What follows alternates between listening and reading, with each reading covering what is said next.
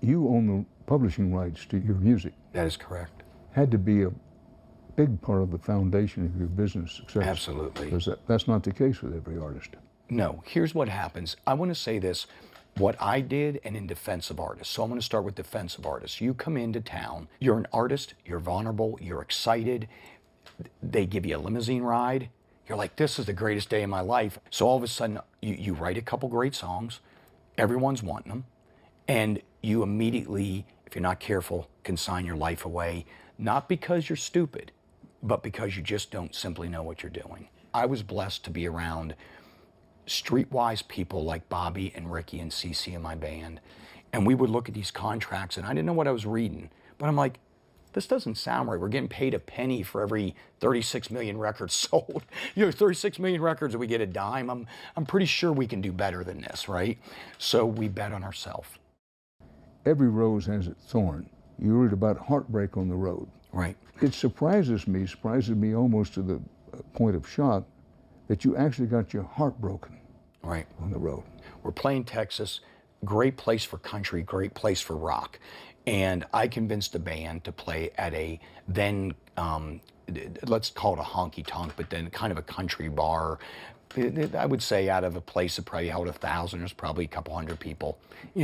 We get done, pack up our stuff, and went back to a motel, made a payphone call, and in the middle of that conversation was not only my girlfriend's voice, but I could hear someone else's voice in the background. I'm like, so you're on the road in Texas and you're calling your girlfriend and it becomes apparent to you that she is not alone. That is correct. I can say this for anyone that's had their heart broken. It's much more than a heartbreak. There's almost this feeling in your gut that it trickles out almost like a feeling like you want to throw up. That is literally the night I sat down with the acoustic and wrote Every Rose Has Its Thorn. And I'm not saying I haven't had my heart punched a few times before, but this was my first, what you thought was a true love affair. And then I called back and no one answered, and that is the worst moment in your life. It's horrible.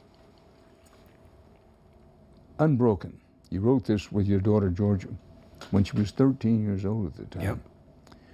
Talk to me about what you think the message of the song is, what the song's about, and how it came about. When I was writing a song with my youngest daughter, Georgia Blue, she was going through a tough time with social media.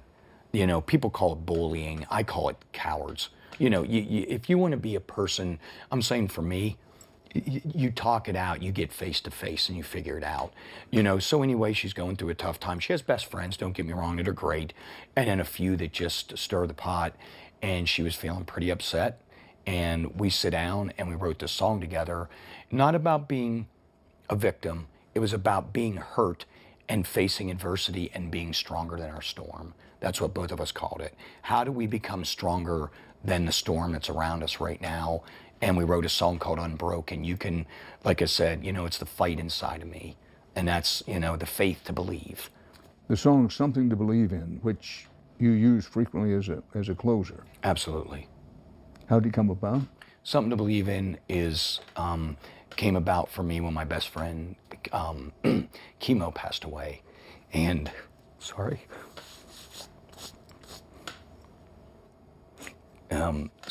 Okay, take your time. I'm great.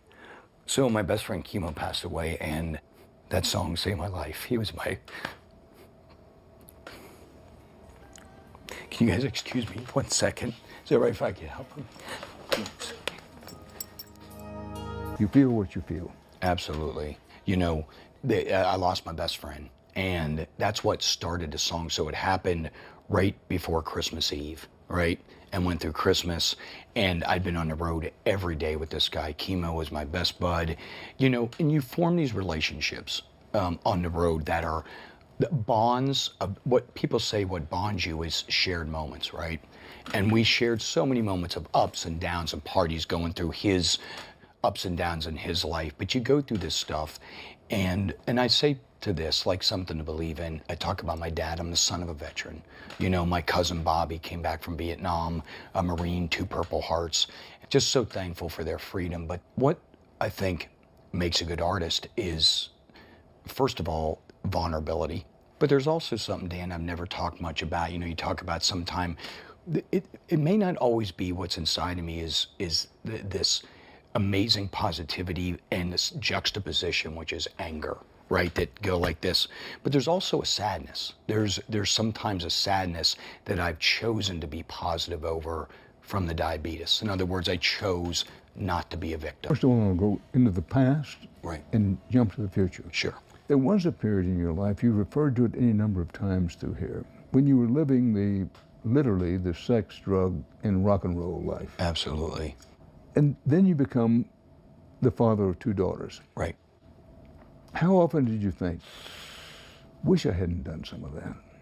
Here's what it is. Let's go back to the beginning, right?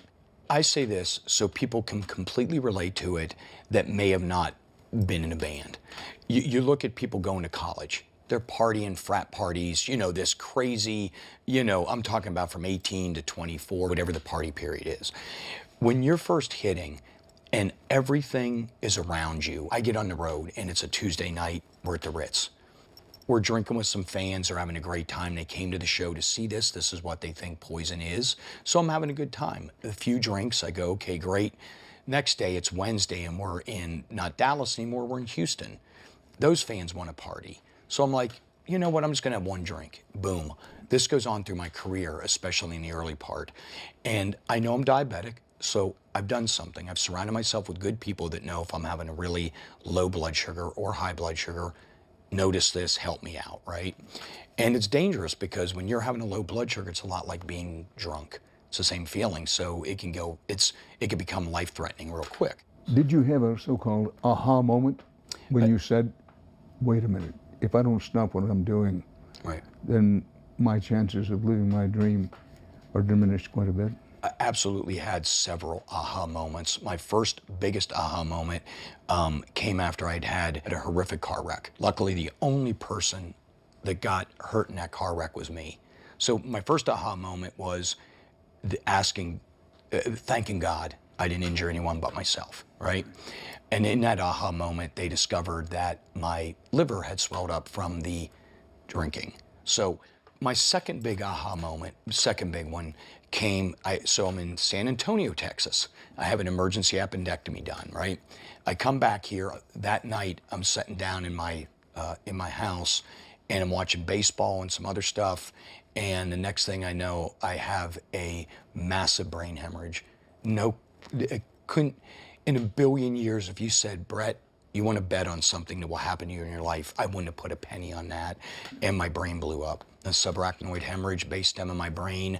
I knew I was in trouble. I didn't know if someone shot me, broke into the house. I'm watching TV and it made this thunderclap sound. And that's what it sounded like. Something broke inside it. Like it just went bam, and the mouth drooped, the everything that, like I said, but my adrenaline kicked in. And part of being diabetic saved my life because I know how to stay calm in bad situations. I'm good in a firefight, so to speak. And we got to the hospital and it was the most insane words I'd ever heard. Everything's going on around me, and you hear in the distance, if you have kids, I would bring them down here. And I'm not gonna lose it again, but it is, at that moment, it was fight or flight, and I chose fight. I said, no, I'm not going out like this. And then the next thing, I woke up about 2.5 or 3 days later at Barrows Hospital, and I woke up to someone massaging my legs. They're like moving your legs so you don't get another blood. I'm like, is this heaven? What's happening right now? This is not how I pictured heaven to be, if it was heaven I was going to, which I hope it is. But that was my aha moment in my second time around, and that really, really helped me to just be grateful for everything. And when the party creeps up, learn how to control it.